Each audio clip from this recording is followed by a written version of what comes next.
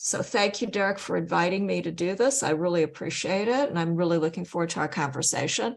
And the topic of home and family in relationship to the insecurity and inequality that we see in film today is, I think, a fabulous topic, because it allows us to look at really the intersection of gender, including femininity and masculinity, in relationship to the evolving workplace.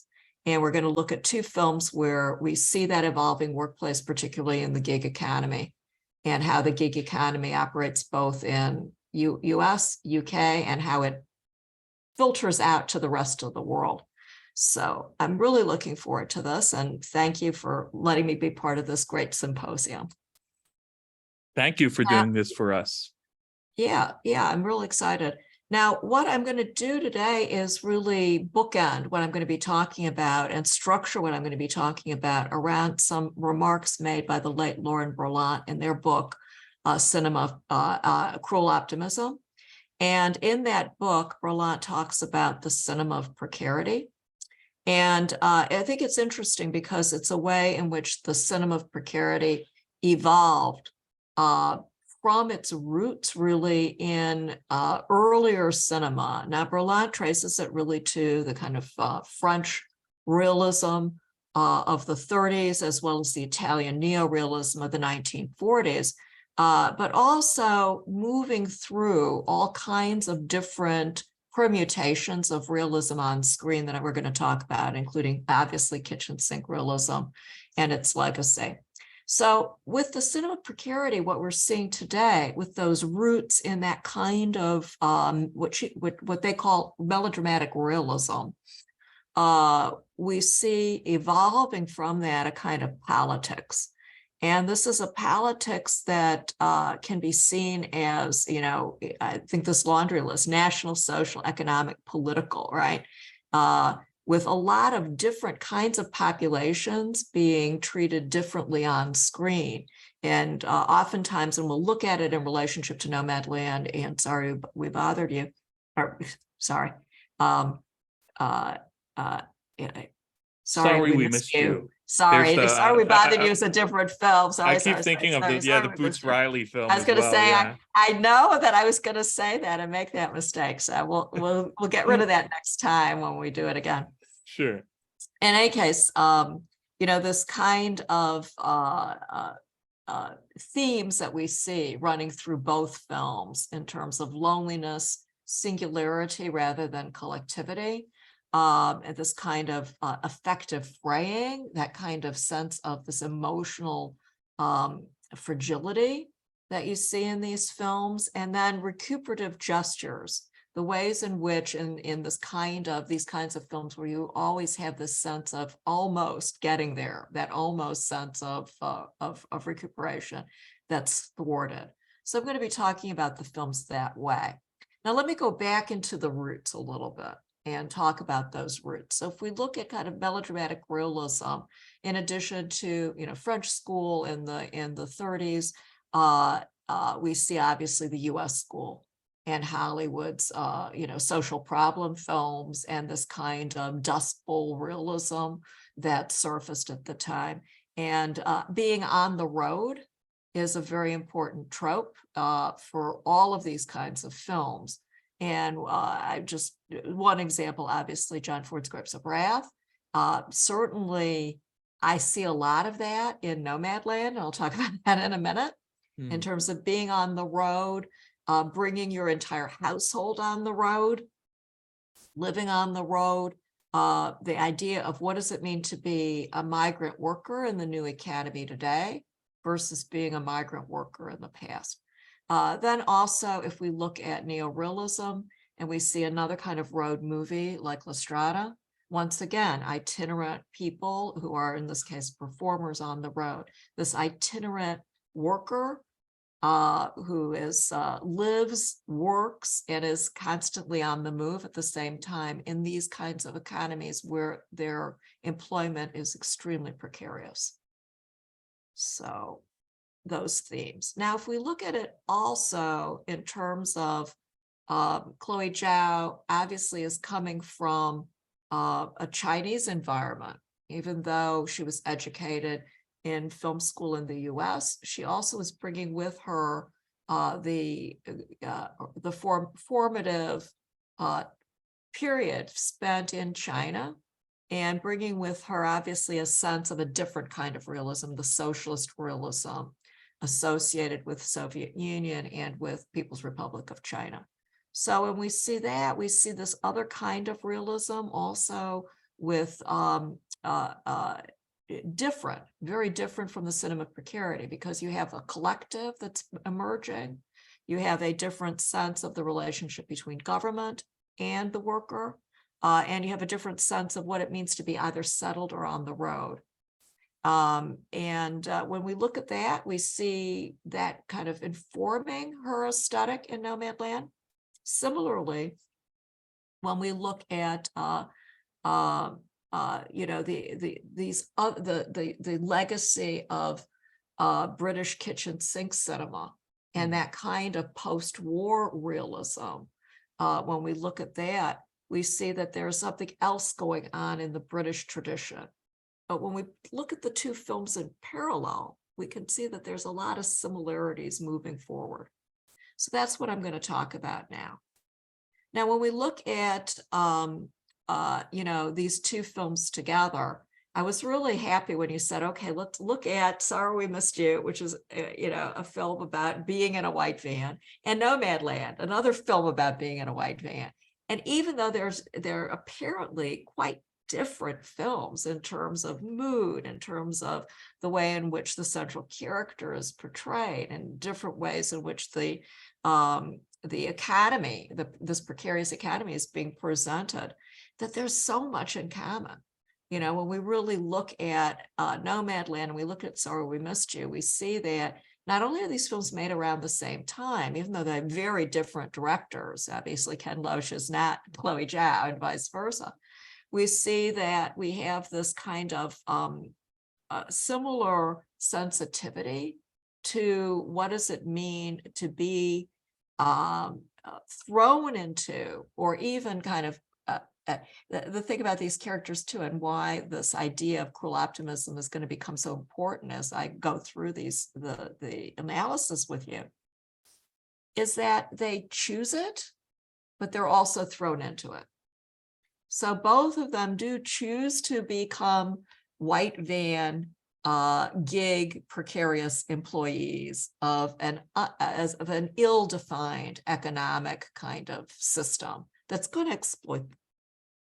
And I think that they have a sense of, well, what I'm going to do is going to make me happier. I'm going to get ahead by doing this, or I'm going to be happier by doing this.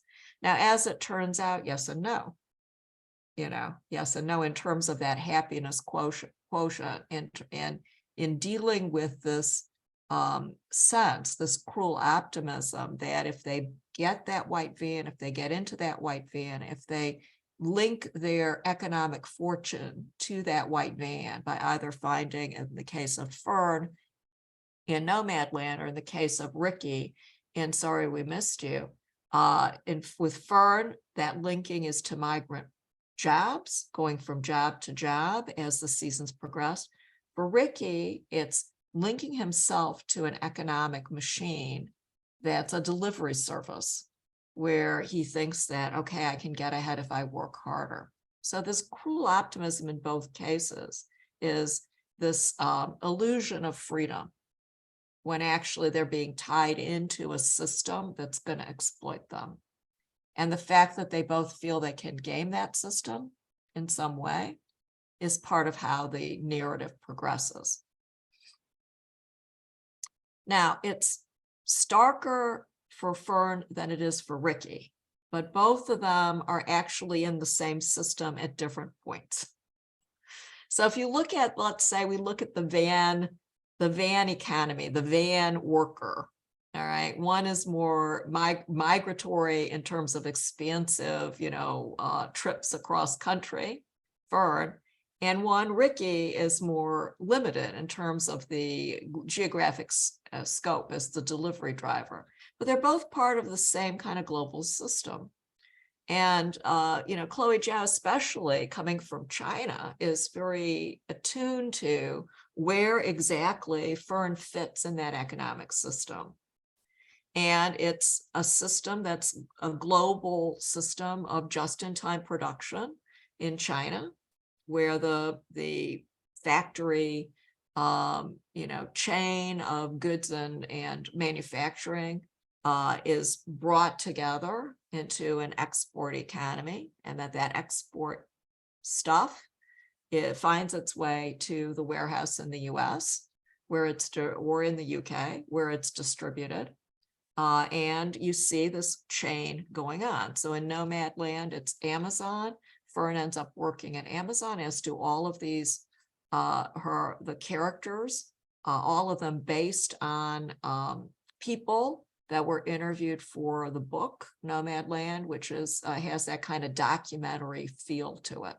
So you get it based on a nonfiction book, fictionalized through the character of Fern, who then interacts with people, some of whom play versions of themselves that also appeared in the nonfiction book.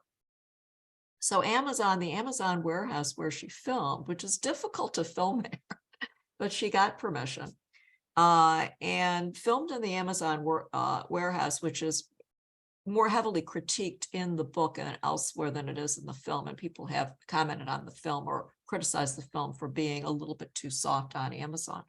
But it does show the fact that these people are essentially repackaging goods that come from China, putting them in boxes for delivery out there. So they're part of that chain of global production and distribution. Then when we move to the other film, Ken Loach's film, and we see Ricky, the delivery driver, we see that he's actually delivering what had been put together in those Amazon-like warehouses. So we see the end result there.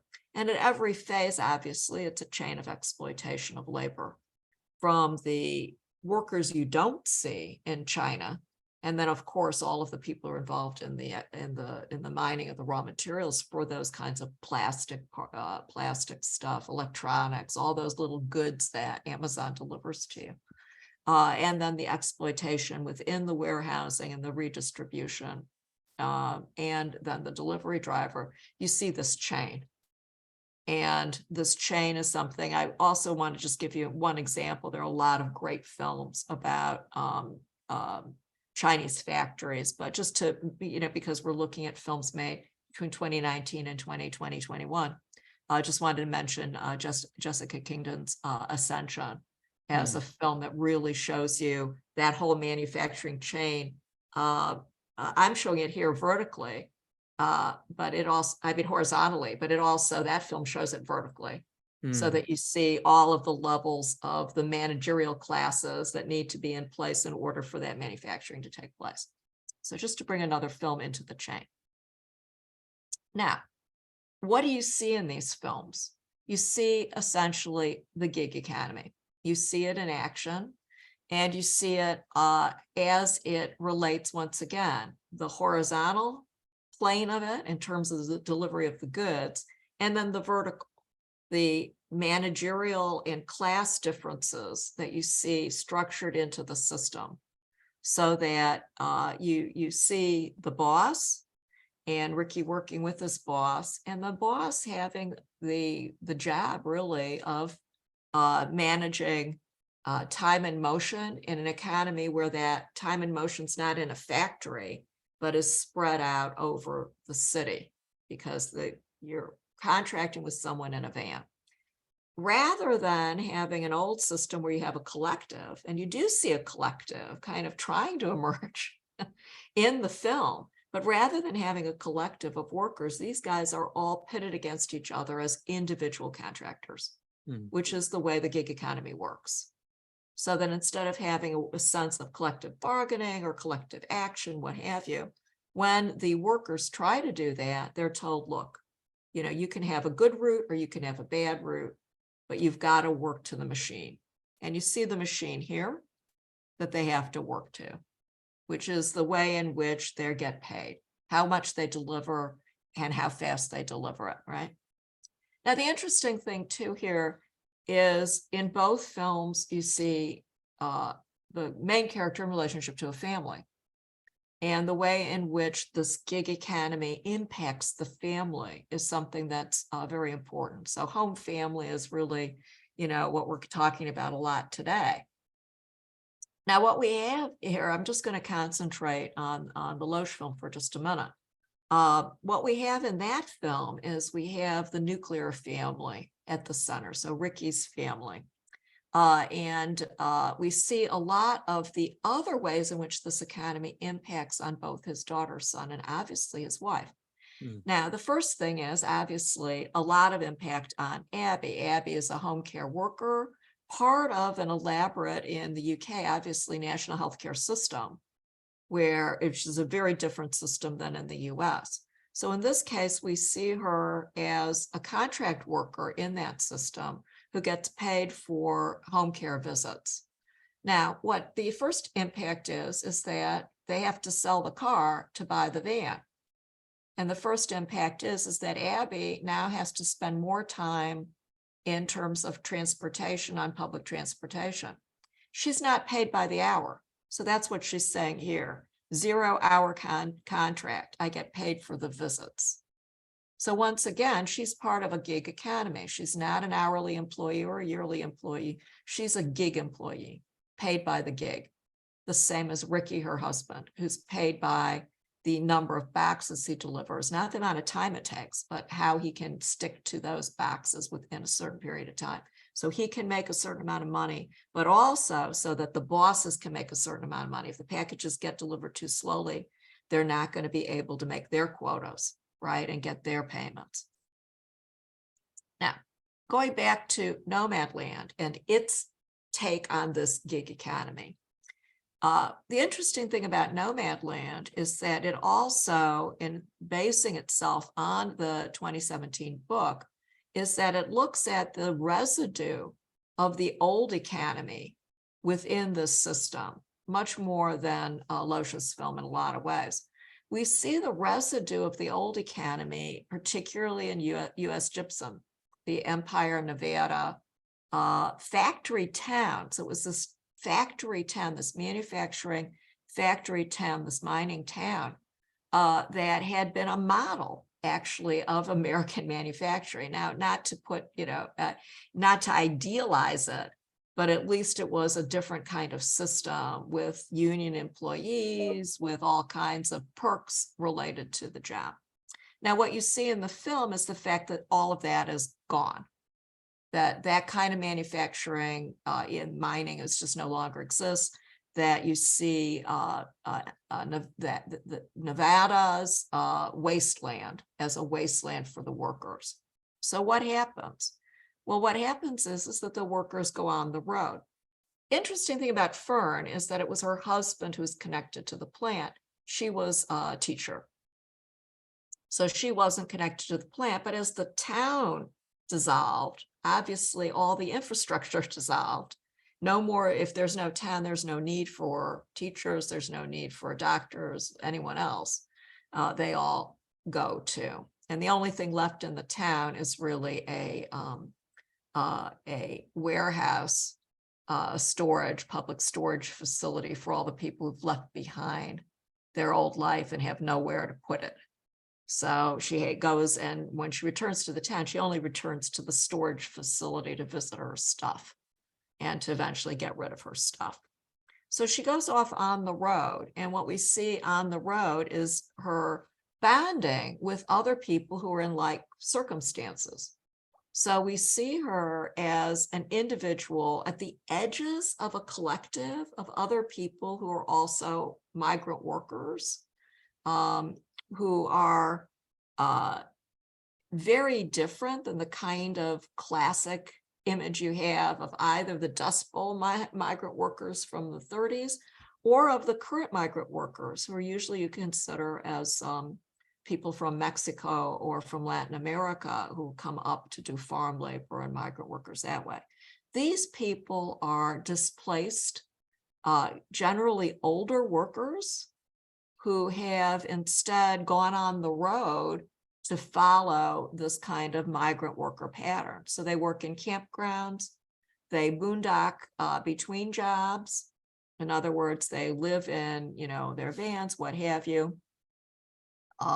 Linda is one of the people from the book that shows up in the film, as well as Swanky. These are people who had appeared in the nonfiction, then they come and they play versions of themselves, fictionalized versions of themselves.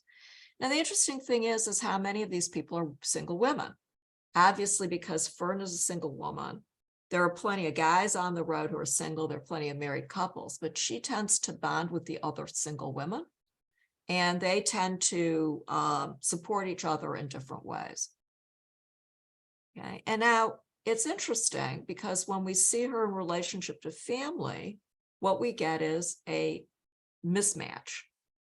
She has a boyfriend, Dave, that she also meets on the road, and Dave has a family and he kind of wants to get off the road and spend more time with the family. She doesn't want that. So she breaks up with Dave. She also has a sister who tells her, you could always camp out here. She does camp out for a few days, trying to get her van in order and all that. But the fact that Fern decides she doesn't want the settled life. Well, why doesn't she want the settled life? It isn't explained. Fern's sister at one stage says, yeah, Fern was always like this. She always liked to be independent and adventurous and off on her own, what have you. But she also doesn't say is that the family, the domesticity that these two portraits of the family paint for Fern are not very appealing.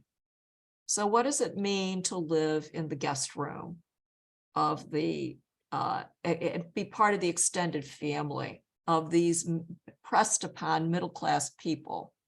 Well, what it means is that you're tied again to the economy in a way that limits your possibilities, that limits your ability to,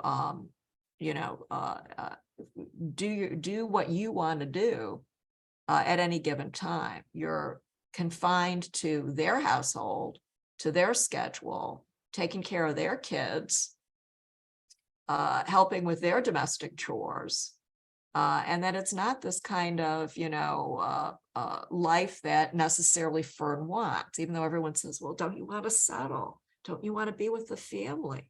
Don't you want to do this and that? And Fern doesn't say anything. She's not a critical person, but her silence really says a lot. And then she allows people to just explain to her why she's doing it. So, and a lot of people take the explanation given by the family for why Fern's doing it as why Fern does it, rather than a more critical reading, which is also possible. So what about this? So there's this work-life imbalance. There's an unbalanced relationship between what's going on in the family and what's going on domestically. So let me move to the Loach film. Sorry, we missed you. In this film, we do see an integrated family that's being torn apart by the new economy. Already, obviously, the decision to go from being an hourly worker to being this independent contractor, right? This independent economic entity represented by the white van that is purchased, that Ricky purchases in order to be his own boss. But of course, he's not his own boss. Now he's beholden to the people that he has to pay the loan off to with the van. He has to make money in order to pay that loan off. He's beholden to the boss who gives him the packages to deliver and to the schedule set for him.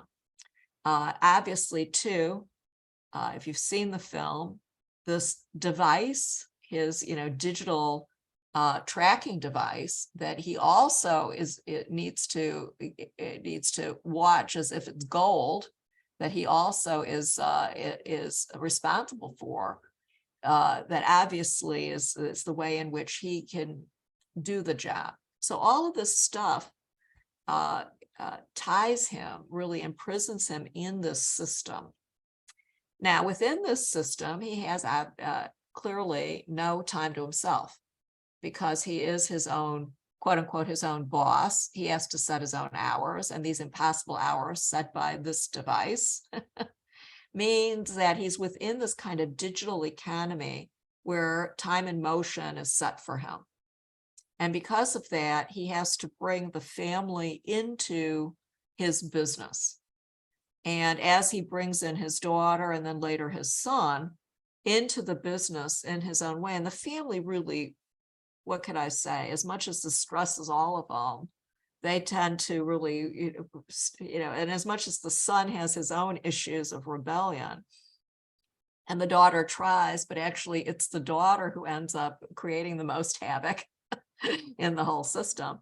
As much as they all try to pull together, that they're just constantly being torn apart by this new job. Now, of course, one of the later on, Ricky finds out that it's wrong to bring his daughter along on these trips, and they find out the daughter's on the trips when the daughter obviously sends the "sorry we miss you" and puts down "your dog bit my daddy."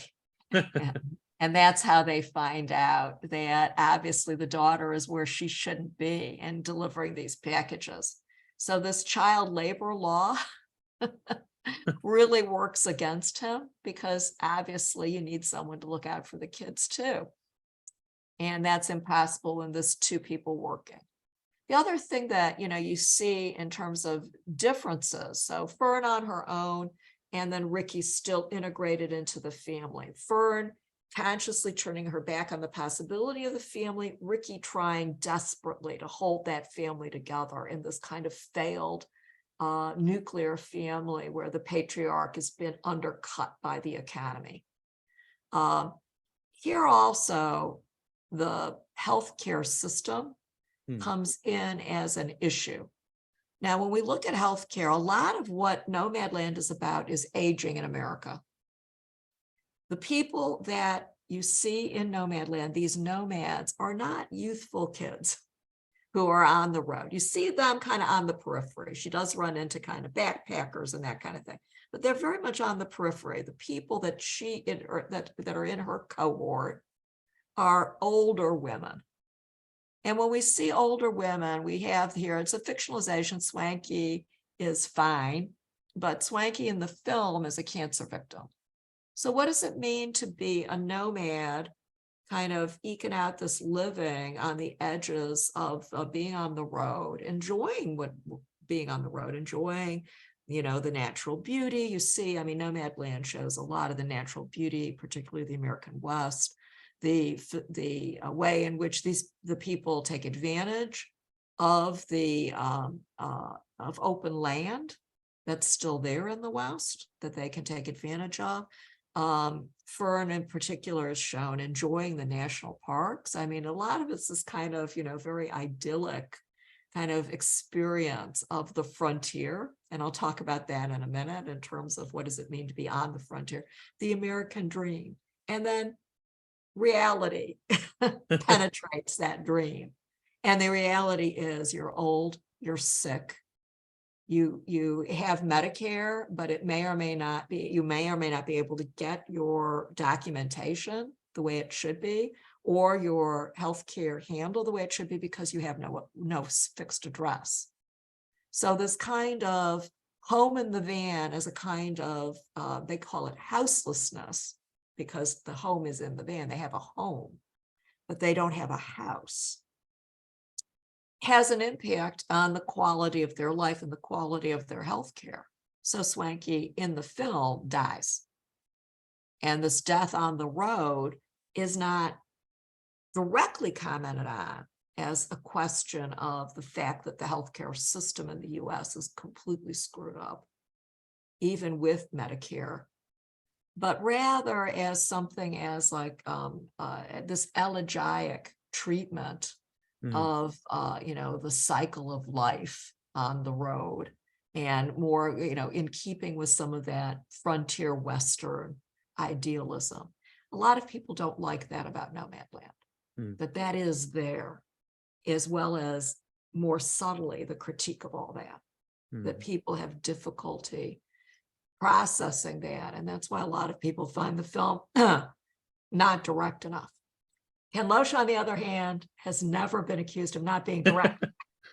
And he is very direct in terms of how he sees the contracted caregiving that happens in the film that is sponsored by the UK government as completely inadequate.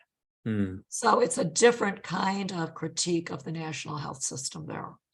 And the critique there is the fact that they rely on contracted caregiving in order to perform essential services that should be done by a larger army of better paid people. So Abby ends up handling too many clients in a space of time that is too constricted, and having to do essentially unpaid overtime in order to handle her clients, because she's the consummate professional. If her client needs to, has a lot of her clients are incontinent. If a client has soiled herself and needs help, is incapable of caring for herself, Abby will find a way to care for these people. So she's dealing with people who have mobility issues, dementia care, all this kind of work that is impossible, almost impossible for her to juggle all of her clients as well as her own domestic situation. So we have all of that as very clearly presented in the film. So going back to Lauren Berlant, and going back to that initial definition of the sin of precarity, I'm just going to go and underscore what we see visually in the film. So when we see visually abandonment of a variety of populations to being cast as waste, we literally see Fern and Ricky both as being treated as trash. Their vans end up being trashed, literally, in both cases. For Fern, it's not as bad. She fixes the van. But for Ricky in particular, he's trashed. His van is trashed, because of the fact that he has no support. And he lives in an environment, this precarious environment, in which others become desperate and prey on him.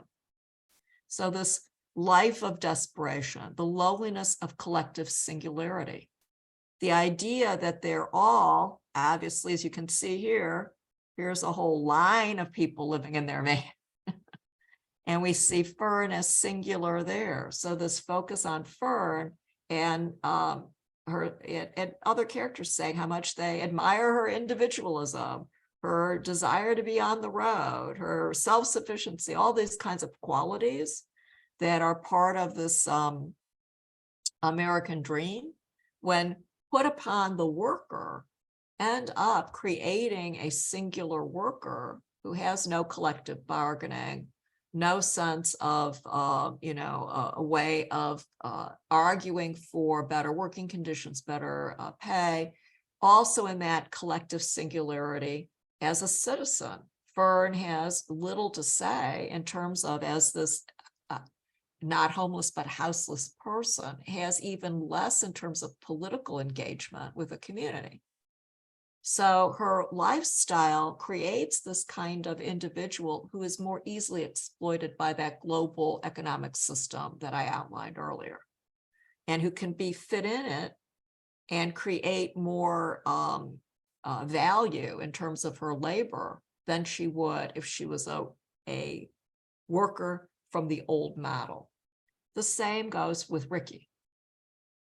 He also is singular, and even though he works in a warehouse for the distribution of packages with a lot of other people, because they're all contracted as individual entities, as their own boss, as their own gig economy enterprise, really, that they have no collective bargaining, no rights, nothing that they would have if they were hourly employees, probably making the same amount of money. So that's how the gig economy works, whether it's Uber or any kind of, Food Panda or any of these other gig economy workers, that they theoretically set their own time and work for as much as they want or whatever. But in reality, if they're not making the mark, they're not going to be given the gigs. So they have to make a mark, et cetera. And particularly in the package delivery business, that's very clear. So the impacts of effective fraying. I think what both directors do, both Loach and Zhao do really well, is capture the emotions involved with this economy. So what we have is that effective fraying, that sense of the precarity of the job creates a precariat. So we have a new kind of worker, and with that new kind of worker, we have a new set of emotions that are different from the 30s, 40s, and 50s, when we had this other kind of melodramatic realism. So that this new cinema of precarity gives rise to a kind of emotion that they're capturing on the screen. I think that's why both are quite good at conveying this in the cinema. It's a different kind of emotion, a kind of emotion in which you have less of a sense, you have more of a sense of clear oppression, obviously, in Ken Loach's film, because he's working from an older model. Less of a sense in Chloe Zhao's film of the oppressiveness of that system. What you get instead is this kind of stare, this kind of, blankness almost, in terms of like there's something not quite right. It's a melancholy mixed with anxiety, mixed with angst, right? This kind of profound kind of existential sort of angst with their more contained emotions. Okay, as they're trying to navigate that. So you see this on screen, and the close-ups are quite effective in showing this in both characters. The other thing is, because it's cruel optimism, the system would not work if these characters were not optimistic. They're driven by the fact the white van is their key to happiness. The white van is their freedom from an oppressive system of either domesticity or hourly wage labor that they don't want to be part of. So they're already running away from a system that was not functioning for them. And this is something people oftentimes don't understand when they watch the films, and they say, why would they ever do this? Why would they ever do this? They're running away from a system that's not functioning for them. So this tiny optimism of recuperative gestures, they have to hang on to something in the system that keeps them going, that has them more than just, as it turns out, obviously, in Sorry We Missed You, it becomes a trap. There's a chain. He's chained to that box that he loses. He's chained to that white van that he doesn't quite own, but he owes money on. He's chained to that choice. Fern, a little less so. But she has no other options that are really viable for her. She for sure does not want to go live with her sister, So we've got the sense of, what do they see that before Ricky sees he's chained? What does he see in that life that gives him optimism? And he does see a possibility for doing his job and blending it with his family. He does see a way of controlling his time that he didn't have in his hourly wage job. He sees this kind of optimism that's there of actually providing for his family and incorporating them within a family kind of business that probably he has some idea of as a past ideal of a different class at a different point in time in British history. For Fern, obviously, being on the road also ends up giving her time and a different kind of experience of life than she'd have if she was settled with her sister. And in this case, it gives her the opportunity to bond with people that are like-minded. She has her friends, she has her boyfriend, she has the people she meets on the road that she interacts with, sometimes just briefly. She interacts and quotes Shakespeare to a young man on the road. I mean, she has these kind of really, very sweet encounters where you see her, as you see her in this scene, relaxing taking advantage of the fact that, yeah, indeed, for her, it's the good life. She's in a national park, even though she's handling the trash in the national park. She's in the national park and has time also to act like it's, spa day, right? Okay. Now, the endings of each film.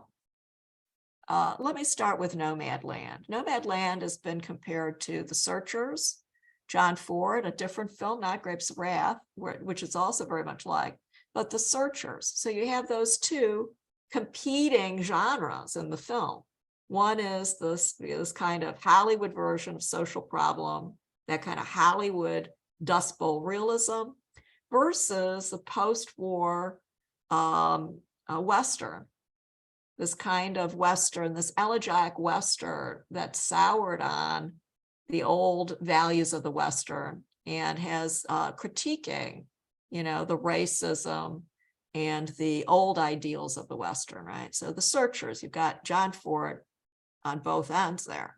With The Searchers, obviously, what you have is John Wayne, Ethan Edwards, walking out on the settled American dream that he cannot be part of. And you've got Fern walking out on that old factory dream of Empire, Nevada, that old gypsum mill that's closed, walking out from that dream into the frontier.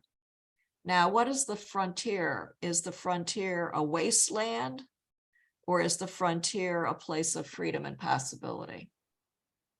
What they walk into, and they're both doing the same thing, they're walking into that contradiction. They're not walking into one or the other. It's neither the idealized old frontier of the kind of the pre World War II Western, nor is it this kind of decrepit environment that was symbolized by that old factory, right? It's neither. It's neither in both films, both The Searchers and Nomadland. You've got the sense of a wilderness of both possibilities and despair. And that's cruel optimism, the cruelty of the despair and the possibilities of that optimism, right? That pretty much it will be more cruel, that optimism is misplaced, that you're going to have more cruelty than not. Now, where do you see this in Sorry We Missed You?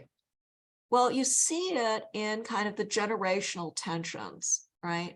You see it in Ricky's son, who is a graffiti artist. He's both a hooligan as a graffiti artist and also a creative dynamo who is actually quite talented in terms of his drawing and of his graphic sensibility. And Rick sees this. His father sees it, but doesn't know how to deal with that. Doesn't know how to deal with that within a class system and an educational system that's not working for working class people in Britain.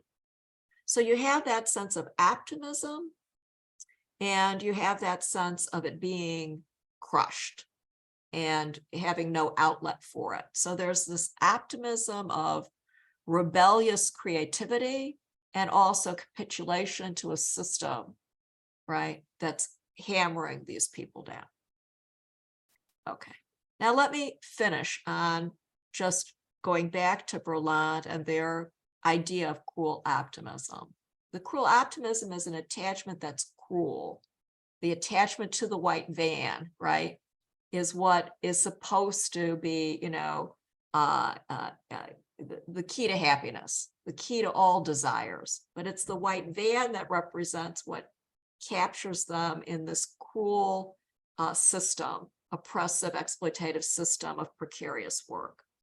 Now, Berlant also links that to things like voting, things like the body politic, because as they're ripped from the economic body politic, as working class people who are now their own corporate entity, essentially, their own system, that's their own little mini system that's being exploited, that's broken. that idea is that through that, they also have this other sense of new relationships, the collective caring that you see in Ricky's work. His workmates are often quite caring. His family is often quite caring. For Ferd, you see all of those other people on the road who are in their own little vans, but also quite caring. You've got these kinds of enclaves, right?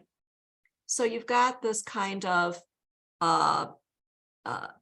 contradiction of, cynicism and the darkness and the depression that's associated with this kind of life, as well as the cruelty of that optimism that cannot be completely oppressed, right? That optimism that sort of bubbles through, that perhaps will create a new type of political structure where there can be a greater sense of a collective action against the oppressive forces.